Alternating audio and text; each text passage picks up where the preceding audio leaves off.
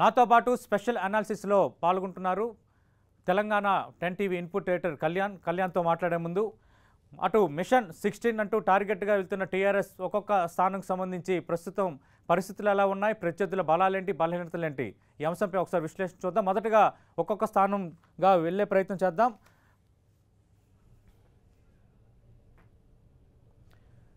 మొదట మనం చూస్తున్నాం ఆదిలాబాద్ లోక్సభ స్థానం నుంచి నగేష్ టీఆర్ఎస్ అభ్యర్థిగా రంగంలో ఉన్నారు. రమేష్ రాథోడ్ కాంగ్రెస్ అభ్యర్థిగా రంగంలో ఉన్నారు. సోయం బాపురావు కాంగ్రెస్ అభ్యర్థిగా రంగంలో ఉన్నారు. ఆదిలాబాద్ ఎస్టీ లోక్సభ స్థానానికి సంబంధించి బలాబలాలు ఎలా ఉన్నాయి, మిషన్ 16లో భాగంగా నిజంగా టీఆర్ఎస్ జెండా ఇక్కడ ఎగురుతుందా లేదా? కళ్యాణ్ ఏం చెప్తారు ఆదిలాబాద్ లోక్సభ స్థానానికి సంబంధించి?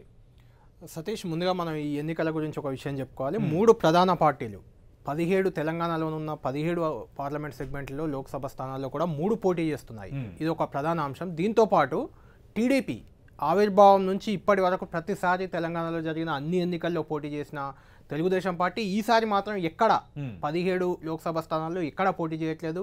అంటే టీడీపీ లేకుండా జరుగుతున్న తొలి ఎన్నికలు అని చెప్పుకోవచ్చు తెలుగుదేశం ఆవిర్భావం తర్వాత. ఇప్పుడు ఇక్కడ ఆదిలాబాద్ విషయానికి వస్తే నగేష్ టీఆర్ఎస్ ఎంపీగా ఉన్నారు. రమేష్ రాథోడ్ చాలా సీనియర్ నేత. ఆయన ఇంతకుముందు టీడీపీకి ఒక రకంగా బలమైన జిల్లాగా ఆదిలాబాద్ మనం చెప్పుకోవచ్చు. ఇంతకుముందు టీడీపీ తరఫున రమేష్ రాథోడ్ ఎంపీగా కూడా పనిచేశారు. ఇటీవలే ఆయన టీఆర్ఎస్లో చేరారు, ఆ తర్వాత కాంగ్రెస్లో చేరారు. మొన్న ఎన్నికల ముందు ఆయన బరిలో దిగారు. కాబట్టి ఇద్దరు బలమైన అభ్యర్థులుగానే మనం ఇక్కడ చెప్పుకోవచ్చు.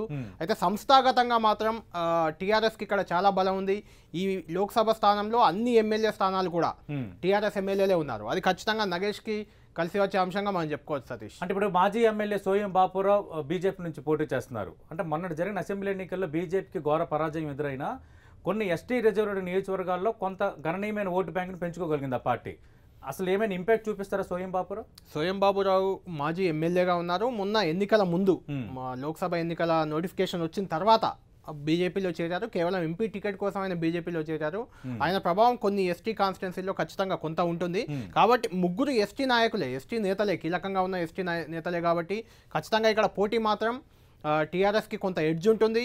కాంగ్రెస్ అభ్యర్థి పోటీ ఇచ్చే అవకాశం మనకు కనిపిస్తుంది.